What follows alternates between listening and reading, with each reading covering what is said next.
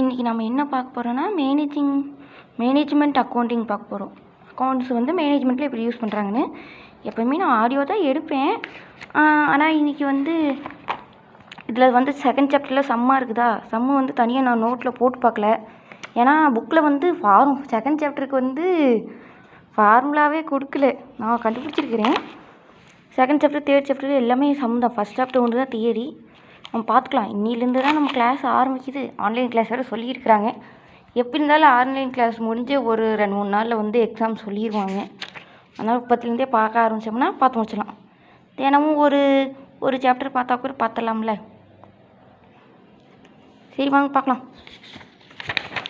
First chapter ஃபுல்லாக இது வந்து இந்த புக்கு வந்து இன்னொரு சீனியர் அக்கா கொடுத்து அவங்களுக்கு தேவையில்லைனாங்க. நான் அப்படியே அலேக்காக எடுத்துருந்தேன். பார்த்தீங்களா, புல்ஸ் மாதிரி வச்சுருக்குறாங்க. சரி, ஃபஸ்ட் சாப்டர் ஃபுல்லாகவே தியரி தான்.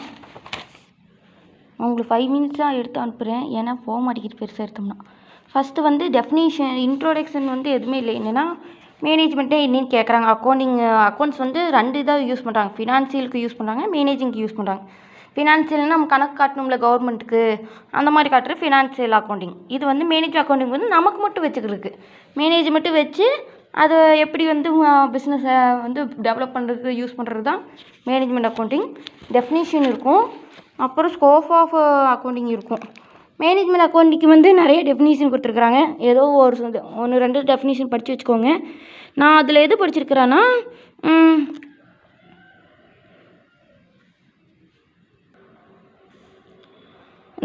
இதுதான் படிச்சிருக்கிறேன். 65 பாருங்கள். ராபர்ட் என் ஆண்டோனி 1965 அப்படிங்கிறது வந்து நீங்கள் வந்து ஈஸியாக ஞாபகம் வச்சுக்கணும்னா, ராபர்ட் ஆண்டோனி அப்படிங்கிறவர் வந்து என்ன பண்ணார்னா, ஒரு மரத்தை 9 தடவை சுற்றி வந்து ஆரஞ்சு வாங்கினார். அந்த மாதிரி ஞாபகம் வச்சுக்கலாம். நாமளே கீ பாயிண்ட்ஸ் வச்சு படிச்சுக்கிற மெமரியாக இருக்குது. ராபர்ட் என் ஆண்டோனி ஒரு மரத்தை 9 தடவை சுற்றி வந்து ஆரஞ்சு வாங்கினார். அவர் அதுக்கப்புறம் வாங்கிட்டு என்ன சொல்லியிருக்காரு, management accounting is concern with accounting information which is useful to management. நான் சுற்றி வந்ததில் என்ன தெரிஞ்சுக்கிட்டேன்னா, மரத்துக்கு வந்து எது யூஸ் ஆகுதோ அதுதான் மரம் அப்படிங்கிற மாதிரி. மேனேஜ்மெண்ட்டுக்கு எது யூஸ் ஆகுதோ அதுதான் மேனேஜ்மெண்ட் அக்கௌண்டிங் அப்படின்னு சொல்கிறாங்க. அவ்வளோதான். ஸ்கோப் ஆஃப் அக்கௌண்டிங் பார்த்தீங்கன்னா ஃபினான்சியல் இதுக்கு யூஸ் ஆகுது. குவான்டிடேட்டிவ் டெக்னிக்ஸ்னால் முன்னாடி இருக்கிறத வச்சு நம்ம வந்து இப்போ ப்ரோக்ராம் எப்படி கண்டுபிடிக்கிறது, தியரி உருவாக்குறதுக்கு வந்து ஹெல்ப் பண்ணுற குவான்டிடேட்டிவ் டெக்னிக்ஸ். டேக்ஸுக்கு வந்து யூஸ் பண்ணுது. அப்புறம் ஆடிட்டிங், இன்டர்னல் சார்ந்த ஆடிட்டிங்க்கு வந்து யூஸ் ஆகுது. உள்ளே வந்து ஆடிட்டிங் பண்ணி வைப்பாங்க, இவ்வளோ செலவாக இருக்கிறதுக்கெல்லாம். ஆஃபீஸ் சர்வீஸுக்கு யூஸ் ஆகுது. அதான் scope accounting. Different between financial அக்கௌண்டிங்க்கும் இதுக்கும் வந்து இந்த இது பார்த்துக்கோங்க. பேஜ் நம்பர் 7 இருக்குது. இந்த டிஃப்ரெண்ட் பிட்வீன் பார்த்துக்கோங்க. ஓனாக அடிச்சு விட்டுலாம். இதுலேயே கொடுத்துருக்காங்க ஃபினான்ஷியல் அக்கௌண்டிங்னா என்ன, மேனேஜ்மெண்ட் அக்கௌண்டிங்னா என்னென்னு. அது ரொம்ப ஈஸி தான்.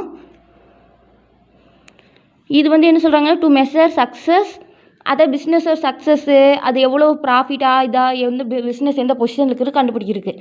அது வந்து ஃபினான்சியல். மேனேஜ்மெண்ட் வந்து இதே மாதிரி முன்னாடி இருந்த டேட்டா இப்போ வந்து நமக்கு எப்படி இருக்கிறோம், முன்னாடி வந்து எப்படிலாம் இருந்தது அப்படிங்கிற கம்பேர் பண்ணுறதுக்காக. 2மே அது ஒரே வித்தியாசம் தான். இது ஹிஸ்டரிக்கல் இது வந்து பேஸ் பண்ணும். இது வந்து என்ன பண்ணுன்னா, இதுக்கெல்லாம் வந்து ஃபினான்சியலுக்கு வந்து எல்லாமே ஆடிட்டர் வருவாங்க, இன்டர்னலு, டேக்ஸு, கவர்மெண்ட் எல்லாருமே சம்மந்தப்பட்டிருப்பாங்க. எல்லாம் கொடுக்குற மாதிரி இருக்கும். ஆனால் மேனேஜ்மெண்ட் அக்கௌண்டிங் நாம் மேனேஜர் மட்டும் வச்சுக்கிறது. முன்னாடி என்ன நடந்ததுன்னு நம்ம ஒரு டேட்டா பேஸ் வச்சுக்கிட்டோம்னா, முன்னாடி இவ்வளோ லாபம் வந்துருக்குது, இப்போ வந்து இவ்வளோ நஷ்டமாக இருக்குது, முன்னாடி என்ன பண்ணாங்க எது பண்ணாங்க கம்பேர் பண்ணி பார்க்குறது. போன இயர் இந்த இயர் கம்பேர் பண்ணி பார்த்து நம்ம ப்ராஃபிட் அடைஞ்சோமா இல்லையான்னு. மேனேஜருக்கு வந்து நிறைய பிரச்சனை இருக்கும்ல. இதில் வந்து இவ்வளோ முன்னாடி வந்து செலவு இவ்வளோ இருந்தது, எப்படி செலவை கம்மி பண்ணிப்பாங்க, அந்த மாதிரிலாம் கம்பேர் பண்ணி பார்க்கும்போது தான் நமக்கு தெரியும். அதுக்காக கொண்டு வந்திருந்தேன் இந்த மேனேஜ்மெண்ட் அக்கௌண்டிங். 2க்கும் நிறைய வித்தியாசம் இருக்குது. இது வந்து 12 மந்த்துக்கு வந்து யூஸ் பண்ணுவாங்க. இது வந்து ரிலவெண்ட் டேட்டா அப்பப்போ சேகரித்து வச்சுக்குவாங்க. ஃபினான்ஷியல் வந்து 12 மந்த்துக்கு யூஸ் பண்ணுவாங்க. மேனேஜ்மெண்ட் அக்கௌண்டிங் வந்து அந்த ரிலவெண்ட் டேட்டா அப்பப்போ டிமாண்டுக்கு மேனேஜருக்கு எப்போ தேவைப்படுதோ அதுக்கேற்ற மாதிரி அப்பப்போ சேகரித்து வச்சுட்டு அப்படியே வச்சுக்குவாங்க. டிமாண்ட் ஏற்படும் போது காட்டுவாங்க. அதே தான் அவுட் சைடர்ஸுக்கு இது யூஸ் பண்ணுவாங்க. இது வந்து மேனேஜர் மட்டும்தான். அதே மாதிரி நீங்கள் படித்து பார்த்தாவே புரியும். சரியா? ஃபினான்சியல் வந்து பாருங்கள், ஒவ்வொரு வருஷமும் பப்ளிஷ் பண்ணுவாங்க. இல்லை ரிப்போர்ட் வந்து வச்சுருக்காங்க. ஏன்னா மேனேஜர் மட்டும் தான் யூஸ் பண்ணுறாரு. மேனேஜருக்கு தேவையான ஏற்ற மாதிரி அதுக்கேற்ற மாதிரி ஸ்டேட்மெண்ட்டும் யூஸ் பண்ணுவாங்க.